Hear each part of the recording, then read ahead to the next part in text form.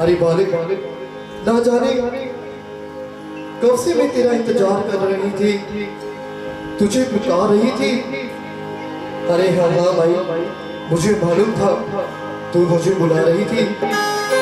अरे पुत्र, तुझे पता है आज हमारे घर में कुछ गांव वाले आए थे। कौन से गांव वाले? अरे पुत्र, गांव वाले कहते हैं कि तू उनकी फसलों को चराता है। अरे नहीं नहीं भाई, वरना मैं उनकी फसलों को क्यों चराऊंगा? मैं तो अपनी गऊं को जंगल में लेकर चला जाता हूँ। अरे पुत्र, गांव वाले कहते हैं कि तूने उनकी फसलों को नष्ट कर दिया है। नहीं नहीं भाई, मैं ऐसा नहीं कर सकता। हाँ मुझे मालूम है तू ऐसा नहीं कर सकता।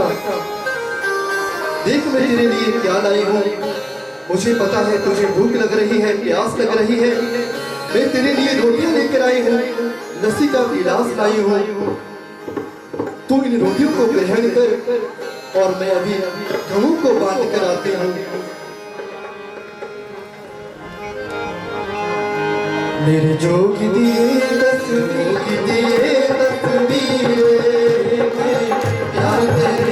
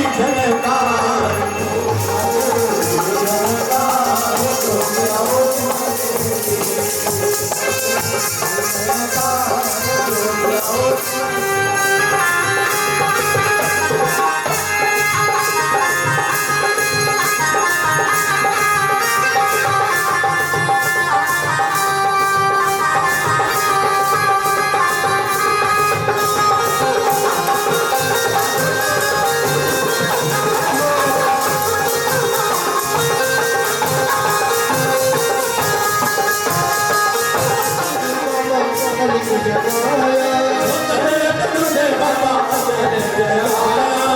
तेरा लाया बाबा तेरा लाया तेरा लाया बाबा तेरा लाया और तेरे बाबा तेरा लाया और तेरे बाबा तेरा लाया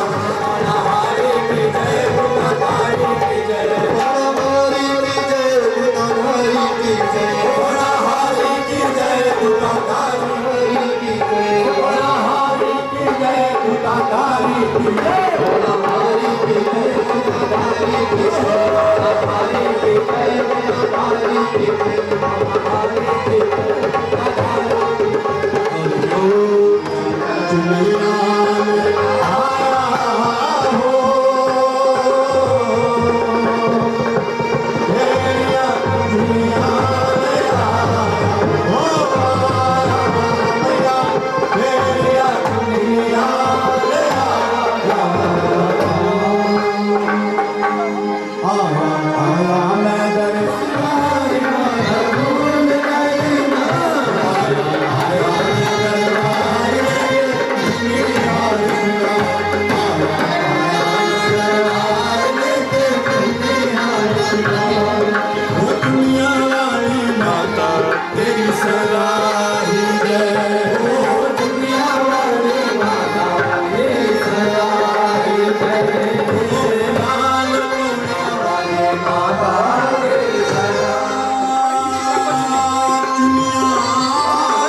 खड़ा करो या एक साइड आ जाओ थोड़ा पिछड़ा जाओ एक साइड आ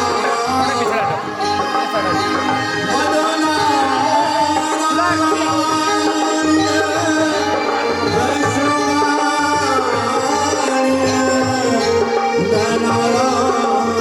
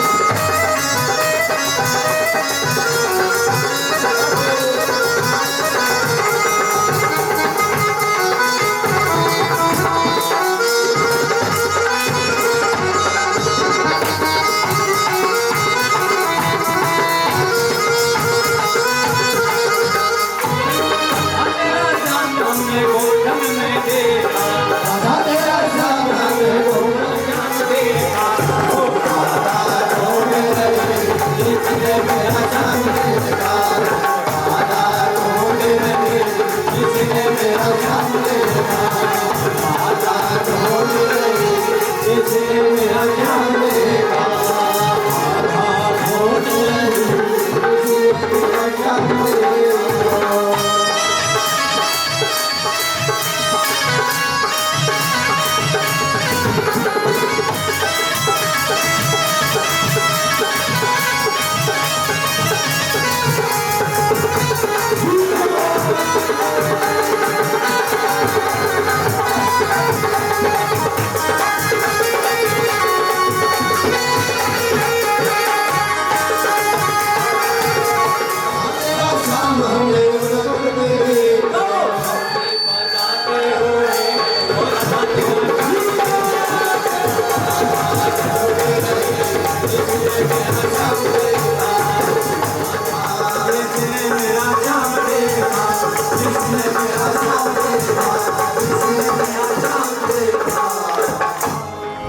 तो राधा कहती है कि मुझे जाने दो।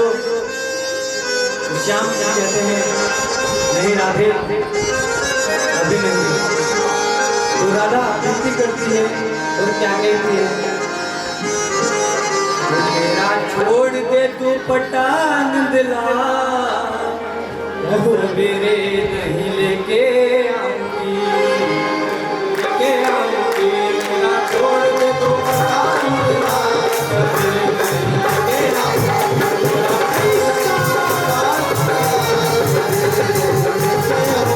मेरा छोड़ दे तू पटान दिला, सवेरे नहीं लेके आऊंगी, सवेरे नहीं लेके आऊंगी, सवेरे नहीं लेके आऊंगी।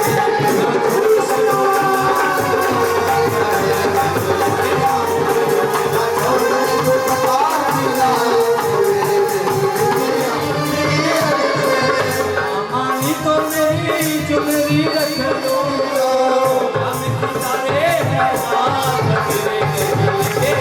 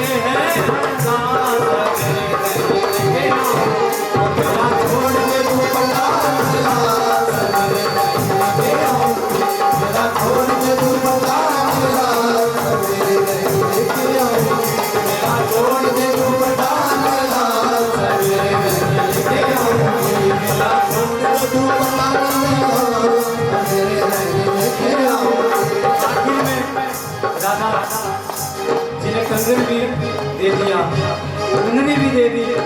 तो आखिरी में राधा जी कहते हैं, ना मानी तो मेरा दिल भी रख लो, ना मानी तो मेरा दिल भी रख लो, ना मानी तो मेरा दिल भी रख लो।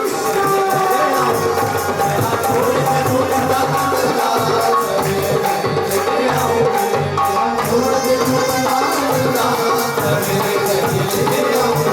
मेरा छोड़ दे तू बता मेरा, मेरा जान आया हमारी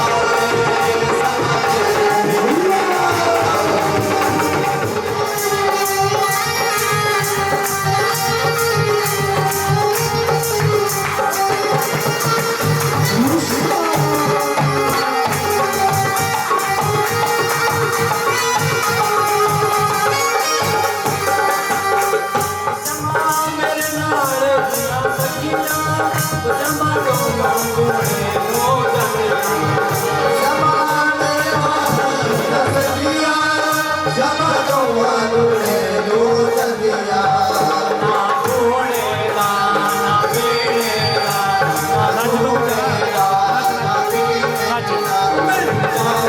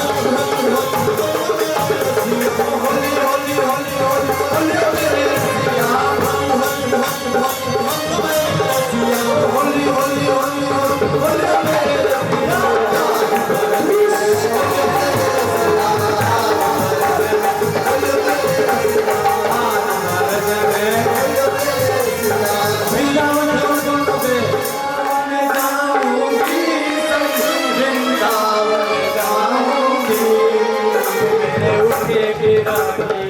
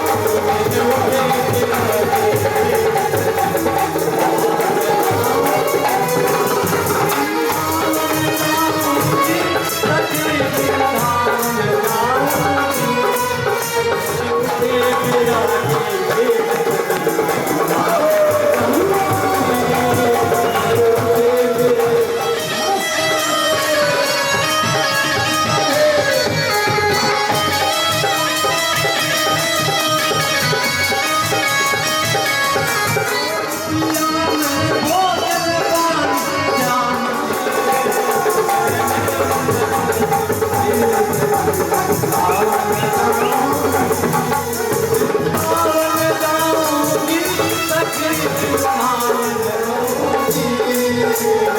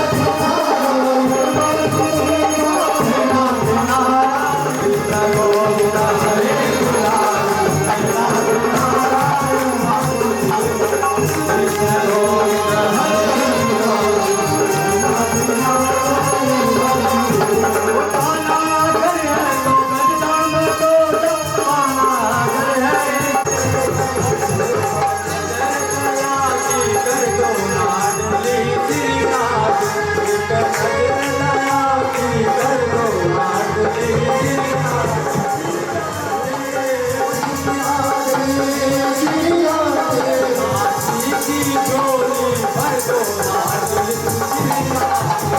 कलर की पानी भर दो लाडली कलर की पानी भर दो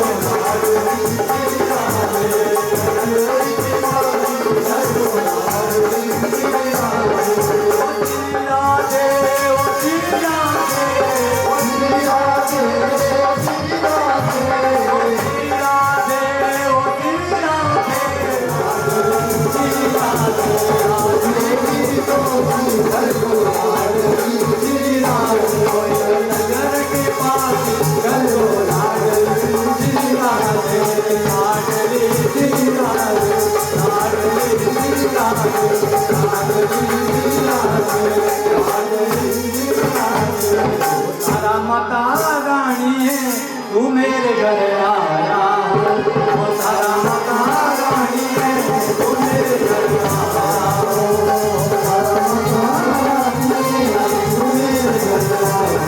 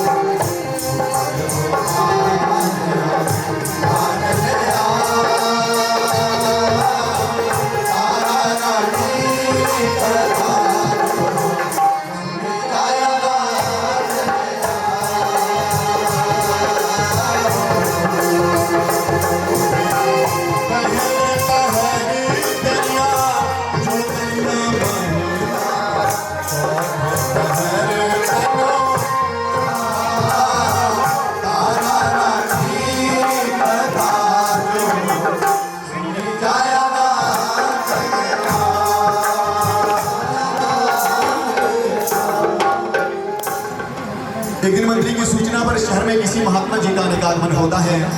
महात्मा जी कई लोगों के बीच में घिरे बैठे हैं और जन समुदाय को मानव जीवन में सत्कर्म करने का उपदेश दे रहे हैं। महात्मा जी कहते हैं कि उस परम सत्ता ने मुझे शरीर परोपकार के लिए दिया है, इसलिए इस तन से इस मन से हमेशा परोपकार कर, क्योंकि तुझे मनुष्य देह बार बार नहीं मिलने वाले। उतने में राजा के मंत्री दाखिल होते हैं। भक्तों, महात्मा जी राजा के महल में पहुंचकर राजा के मन की चिंता को भाग लेकर कहते हैं, राजन तेरे दुख का समाधान यह है कि तू उस अपार शक्ति की मालिक जगदम्बा का चिंतन से ध्यान कर, अपने गुरु के द्वारा बताया हुआ मार्ग पर चलने का संकल्प लेता है। हर क्षेत्र में उन्नति ही करता जाता है वो इंसान। राजा गुरु महाराज समय बीता जाता है। भक्तों, कहते हैं उस दिन से राजा हर पल हर क्षण उस माँ के नाम का सहारा ले लेता है। समय बीता जाता है। एक दिन उसके महल में एक चमत्कार होता है। उसके घर एक तेजस्वी कन्या जन्म लेती है। माता माँ तारा का जयकारा, माँ तारा रानी का बोल साचे दरबार, ज्योति का अवतार भवानी में हो रही जय जयकार, तेरी ज्योति का अवतार भवानी में हो रही जय जयकार, तेरी ज्योति का अवतार भवानी में हो रही जय जयकार, तेरी ज्योति का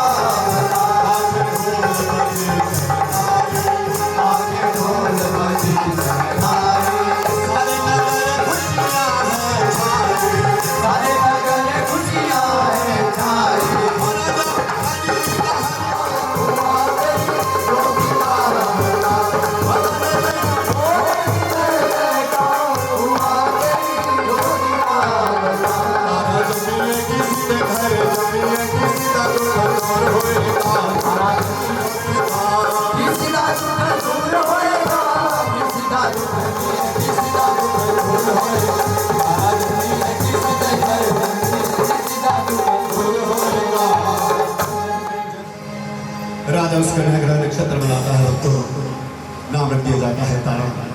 उन्हीं के शिष्य में घमंडी शिष्य भी था, जिसमें बात बात पर हम लेता है और समाधि लेने के लिए बैठ जाता है। बोलो भक्तों, बोलो भक्तों।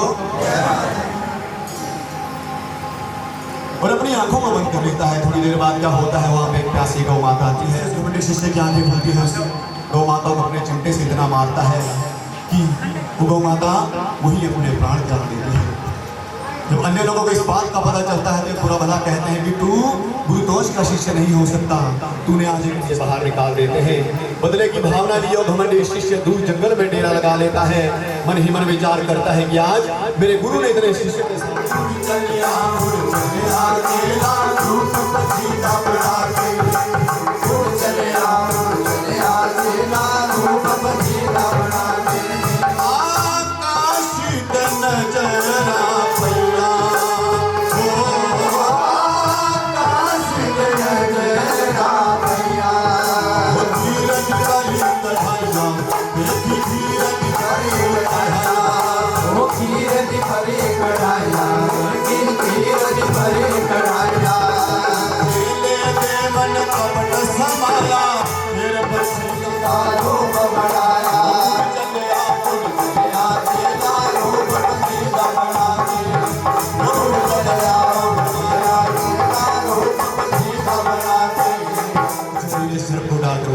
जाता है।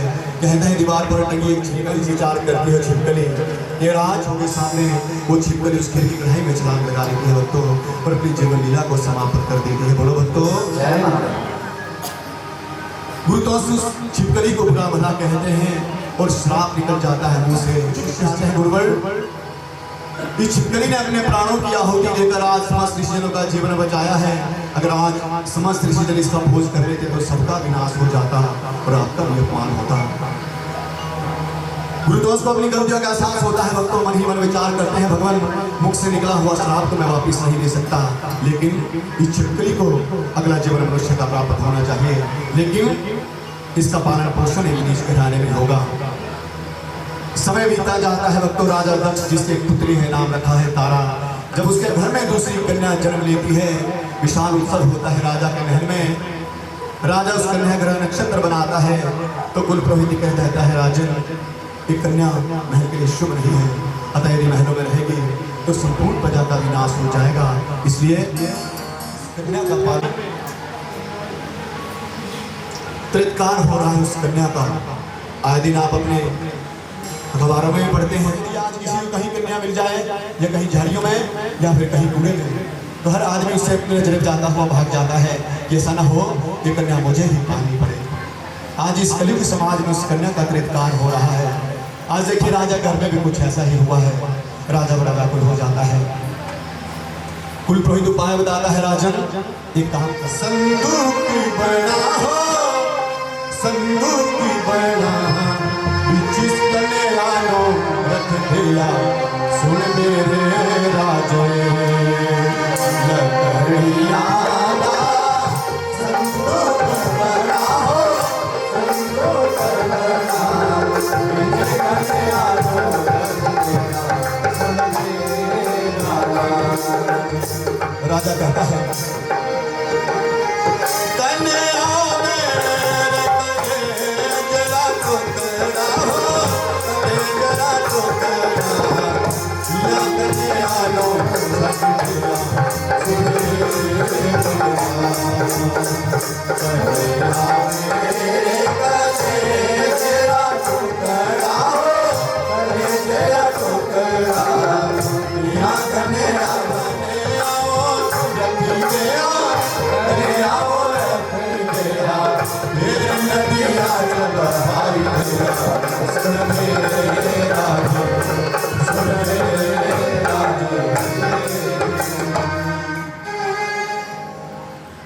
दूसरे दिन वैसा ही किया जाया करती है माँ आने दे मुझे संसार में हर काम में तेरा हाथ बढ़ाऊंगी माँ मेरा त्याग क्यों कर रहे हो मैं कन्या हूँ मुझे देखना है ये संसार माँ। अम्मी ने मेरे सोने अम्मी ने मेरी है मैनू जग दे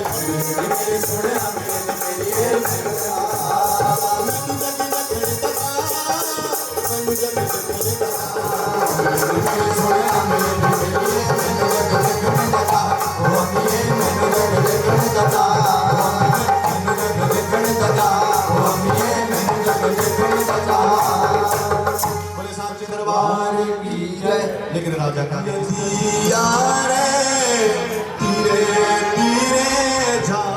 व्याकुल होता हुआ प्रस्थान करता है अपने महल की ओर। बोलो भक्तों भी आभास कराते रहिए। बोलो भक्तों। तुमको तोड़कर आई हूँ, सारे जमाने को छोड़कर आई हूँ माँ, तेरे नाम का सहारा लिया है। वो मैंने सारे सहारे छोड़ दिए माँ, वो मैंने सारे सहारे छोड़ दिए माँ, एक तेरा सहारा चाहिए, वो एक तेरा सहारा चाहिए, वो एक तेरा सहारा चाहिए, वो एक सारे सहारे छोड़ दिए माँ, मैंने सारे सहारे छोड़ दिए माँ, वो एक तेरा सहारा चाहिए, वो एक तेरा सहारा चाहिए, वो एक तेरा सहारा चाहिए। हमारे सांचे दरबार की जय। कहते हैं बच्चों, जो भी उस माँ को सच्चे मन से पुकारता है, तुझे आना पड़ता है अपने मंदिरों को छोड़कर, अपनी गुफाओं को छोड़कर, अपने भक्तों के दुखों को हरने के लिए। बड़े भक्तों, देखिए आज सिंदूक में उस कन्या को भरकर राजा ने नदी में बहाया है। सिंदूक में कृपा होती है तो क्या होता है, उस नदी में एक पंडित स्नान करने के लिए आया है। मैं धन्यवाद हो जाऊंगा बोले सांचे दरबार की जय। संदूक की तरफ जब निगाहें पड़ती है उस पंडित के, तो मन में लालच भर आता है कि जब इस संदूक में बाहर इतना सोना चांदी लगा हुआ है तो अंदर कितना होगा। संदूक को पानी में से बाहर निकालने का प्रयास करता है पंडित, लेकिन सफल नहीं हो पाता है। तो क्या देखता है, जंगल में एक लकड़हारा लकड़ियां काट रहा है, उसे आवाज लगाता है तो लकड़हारा शर्त रख देता है, पंडित अंदर का मेरा दोनों संदूक को पानी में से बाहर निकालते हैं। जैसे ही संदूक को खोला जाता है, अंदर दिव्य लोक में कन्या का अवतार होता है। बोलो भक्तों। वो लकड़हारा उस माँ का शुक्रिया अदा करता है, माँ आज तेरी कृपा दृष्टि हुई है। कहते हैं उस लकड़हारे की कोई संतान नहीं थी भक्तों, उस कन्या को शुक्रिया अदा करता है उस माँ का कि मैं शुक्रिया अदा कराना तेरा माला शुक्रिया शुक्रिया मेरी दादी तेरा शुक्रिया शुक्रिया शुक्रिया मेरी दादी तेरा शुक्रिया शुक्रिया शुक्रिया मेरी दादी तेरा शुक्रिया। जल्दी आया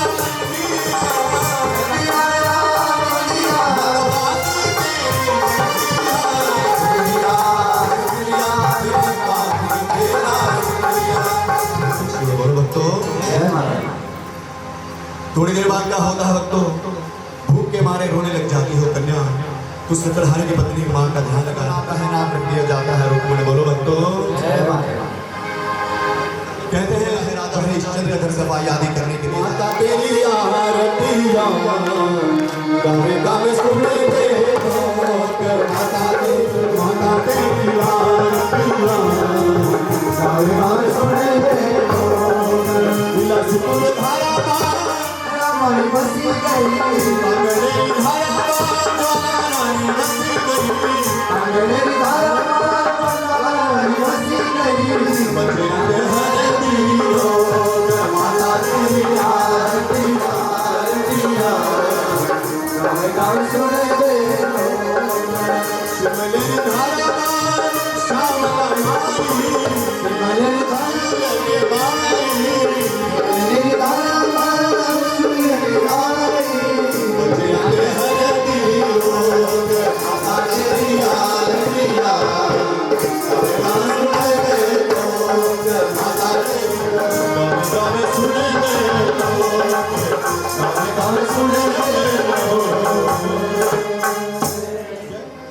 महारानी तारा ही होती है तो जब हमारी की आरतियां उतार रही होती है, जैसे ही आरतियां खत्म होती है तो महारानी तारा पीछे की ओर मुड़ती है।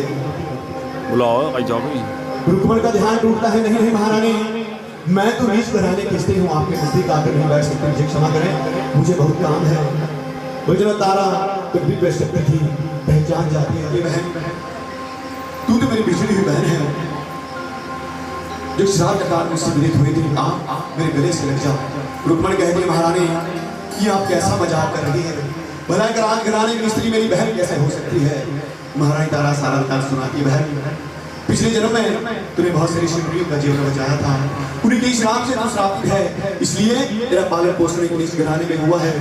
तू मेरी बिछड़ी हुई बहन है, हमने एक ही माँ की कोख से जन्म लिया है, मेरे गले से लग जा।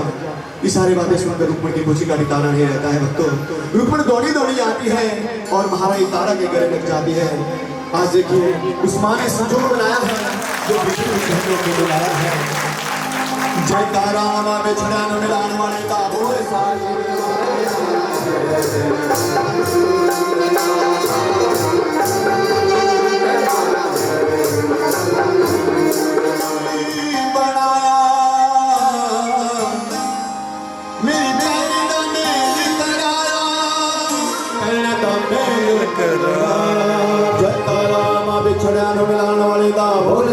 दरबार की जय। संजोग बनाया मेरी बहन का मेल कराया। संजोग बनाया मेरी बहन का मेल कराया। संजोग बनाया मेरी बहन का मेल कराया। संजोग बनाया मेरी बहन का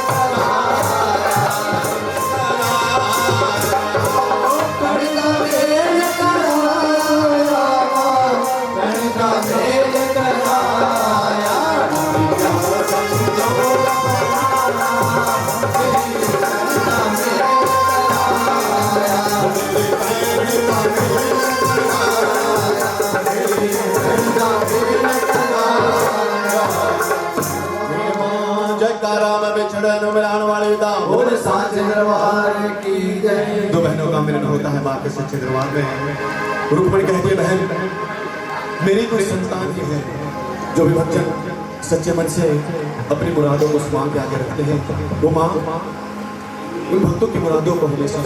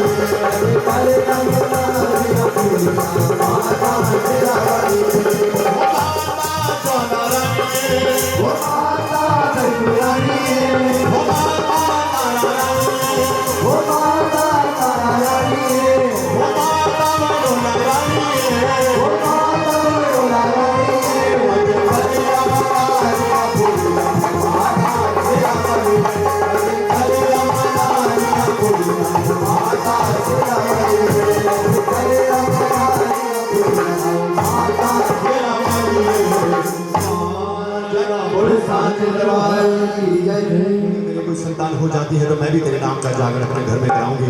समय बीता जाता है तो रुक्मणी की फरियाद सुनी जाती है। एक दिन उसके पुत्र जन्म ले लेता है। पुत्र की खुशी में इतना झूम उठती है रुक्मण की माँ का जागरण कराना भूल जाती है। कहते हैं जब उसका पुत्र 18 वर्ष का होता है तो उसे चेचक नाम की बीमारी निकल आती है। दिन प्रतिदिन रुक्मण का पुत्र कमजोर ही होता जाता है। तो रुक्मण को याद आता है मैंने तो उस महामाई का जागरण माना है। रुक्मण दौड़ी दौड़ी जाती है मंदिर में, पंडित से पूछती है, पंडित आने वाले इस मंगलवार को करता है, कहता है नहीं नहीं रुक्मण करती है तेरे जागरण में, तो हम भी तेरे घर में जागरण में आ जाएंगे। रुक्मण दौड़ी दौड़ी जाती है, अब तो मुझसे वादा कर कि आने वाले इस मंगलवार को तो मेरे घर में जागरण में बस जाएंगे। तुम्हारा ही तारा वादा कर लेती है भक्तों ये बहन, तू अपने घर में जागरण रचा, मैं तेरे घर में बस जाऊंगी। कहते हैं दोनों बहनों के लिए बात होता है राजा हरिश्चंद्र उस नीच के घर में जागरण में जाती है तो आने वाला समाज का राजा कहता है कि सेनानायक तो तुझे मृत्यु दंड दिया जाएगा। अपने घर में कड़ा पहरा लगा देता है। बोलो भक्तों, अपने अंगूठे में थोड़ा सा चीरा लगा लेता है, ऊपर से नमक छिड़क लेता है ताकि दर्द के कारण संपूर्ण रात्रि उसे निद्रा न आए। इधर जागरण का समय हो रहा है, राजा को निद्रा नहीं आ रही है। महारानी तारा माँ वैष्णो का ध्यान लगा रही है। माँ, मैंने अपने बहन से वादा किया है उसके जागरण में जाने का, तो कृपा दृष्टि कर जिससे राजा को निद्रा आ जाए। माँ की कृपा दृष्टि होती है भक्तों, थोड़ी देर बाद राजा को निद्रा आ जाती है। महारानी तारा अपने महल से बाहर निकलने का प्रयास करती है लेकिन सफल नहीं हो पाती है, क्योंकि राजा ने महल में कड़ा पहरा लगाया हुआ है। अपने रोशनदान से नीचे उतरने का प्रयास करती है लेकिन वहां भी सफल नहीं हो पाती क्योंकि ऊंचाई बहुत है। मन ही मन शेषनाग जी का ध्यान लगाती है।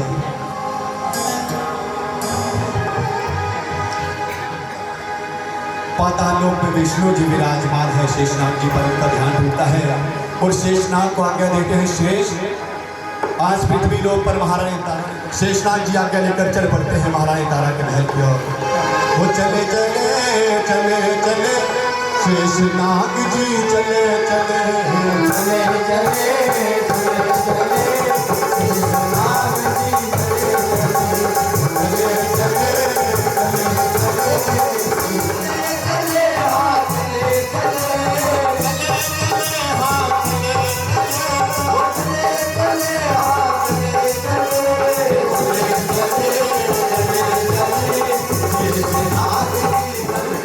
विष्णु जी के मंत्र का जाप कर रही है।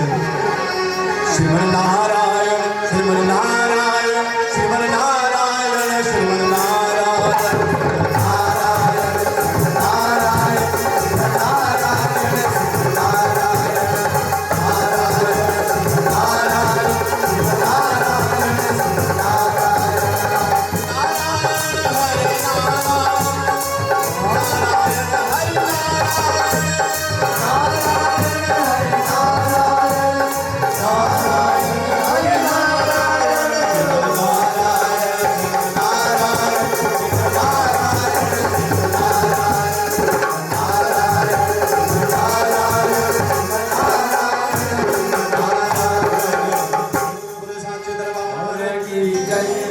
उतर आती है अपने महल से नीचे और आज्ञा लेती है शेषनाग जी से, शेष इस समाज में जहाँ मेरा नाम होगा वहाँ तुम्हारा। और महारानी तारा घने जंगलों से होती हुई चली जाती है रुक्मण के जागरण में। इधर शेषनाग जी में अंतर ध्यान हो जाते हैं। बोले शेषनाग जी महाराज की जय, बोले वीर महाराज की जय, बोले लक्ष्मण जी की जय। थोड़ी देर बाद क्या होता है भक्तों, राजा की निद्रा भी खुल जाती है। क्रोध में आगे जागरण में सुबह का ब्रह्मलोक होता है। जगत जननी के भक्तजन माँ की जय जयकार कर रहे हैं, आरतियां गा रहे हैं उस माँ की। मंजुनाथ